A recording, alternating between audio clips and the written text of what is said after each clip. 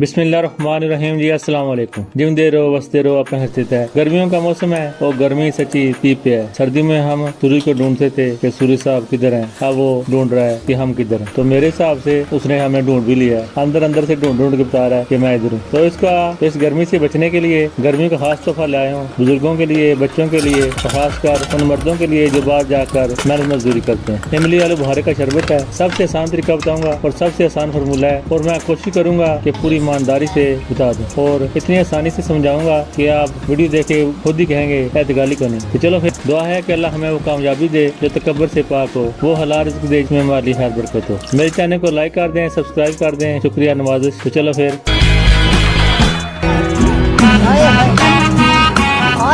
बिस्मिल्लाहिर्रहमानिर्रहीम। सबसे पहले एक पाव इमली ले लें और इसमें 2 कप पानी शामिल कर दें और इसको मैंने पूरी रात पानी में भिगो कर रख दिया था। सुबह पहले मैंने इसकी गुठली निकाल दी। अभी इमली का गाढ़ा पल्प ये रेडी है। इसी तरीके से आलू बुखारे को भी 1 पाव लिया था और उसको पानी में 2 कप पानी में भिगो कर रख दिया था। सुबह उसकी गुठलियाँ निकाल दी थी मसल कर और आलू बुखारे का पल्प भी तैयार है। एक दूसरी मशीन ले लें और ब्लेंडर में आपने इमली और आलू बुखारे का पल्प शामिल कर दें। इसको बिल्कुल पेस्ट की शक्ल में लाना है, यानी गाढ़ा पल्प तैयार करना है। इसका 2 मिनट तक इसको ब्लेंडर को चला दें, गाढ़ा सा पेस्ट तैयार हो जाएगा। एक बर्तन ले लें और कोशिश करें कि नॉन स्टिक हो। एक स्टैंडर ले लें, ज्यादा ब्रिक नहीं हो, खाने उसके थोड़े मोटे हों ताकि इस गाढ़े पल्प को आप अच्छी तरह छान सकें, क्योंकि कोई छिलका वगैरह या कचरा वगैरह आपके मुंह में ना आ जाए। अच्छी तरह इसको छान लें। जग में जो पल्प अभी लगा हुआ है 1 कप पानी शामिल कर दें और उसको अच्छी तरह हला जला कर साफ कर लें और स्टैंडर में शामिल कर दें, क्योंकि कोई चीज ज़ाया नहीं होनी चाहिए। अब ये जो कचरा बच गया है इसको अच्छी तरह दबा दबा कर छान लें और वेस्ट को ज़ाया कर दें। इसका अब इमली आलू बुखारे शरबत में कोई काम नहीं है। बाकी जो शरबत बाकी है इसको पका लें, फ्लेम को ऑन कर दें और 1 किलो चीनी शामिल कर दें, क्योंकि ये दोनों चीजें खट्टी हैं। चीनी की मिकदार आप बढ़ा तो सकते हैं लेकिन कम नहीं करना। चीनी की जगह आप मिश्री भी डाल सकते हैं, लेकिन मैं चीनी यूज कर रहा हूँ। 1 किलो चीनी इनके लिए इनफ है। अच्छी तरह मिक्स कर लें और चम्मच को अभी रुकनी नहीं चाहिए जब तक चीनी अच्छी तरह मेल्ट ना हो जाए। चम्मच चलाते रहें। अब शरबत में उबाल आने लगा है। आधा लीटर इसमें पानी शामिल कर दें और इसको उबाल आने दें।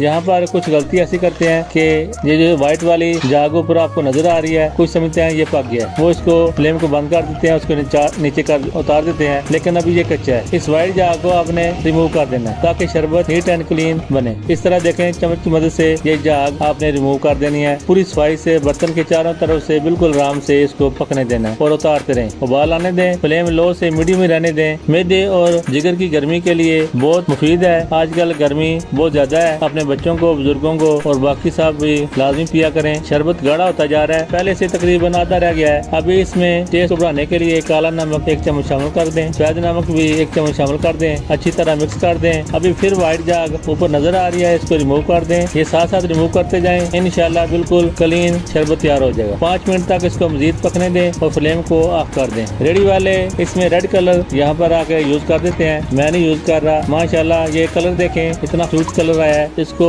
रूम टेम्परेचर पर ठंडा होने दें और जब ये ठंडा होगा तो सच्ची मजीद गाढ़ा हो जाएगा। जब ये शरबत रूम टेम्परेचर पर आ जाए तो इसमें बर्फ शामिल कर दें, ठंडा पानी शामिल कर दें। इस शदीद गर्मी में एंजॉय करें, इसको जितना ठंडा कर सकते हैं करें। अगर आप फैमिली के लिए बना रहे हैं तो 2 कप ये शरबत ले लें और बाकी ठंडा पानी या बर्फ ऐड कर कर उसको अच्छी तरह मिक्स करें। तो मलंगा शामिल कर दें। तो मलंगा जो मैंने भिगो के पहले रखा हुआ था वो शामिल कर दें। कुछ को नहीं पसंद वो शरबत में ऐड नहीं करें, वो फी ग्लास जिसको पसंद है उसके 1 चम्मच उसमें ऐड कर दें और एंजॉय करें। और जिनको नहीं पसंद वो स्किप कर दें और बाकी एंजॉय करें। अल्लाह की नेमतों का शुक्र अदा करें जिसने हमारे और आपके नसीब में इतने प्यारे मशरूबात लिखे।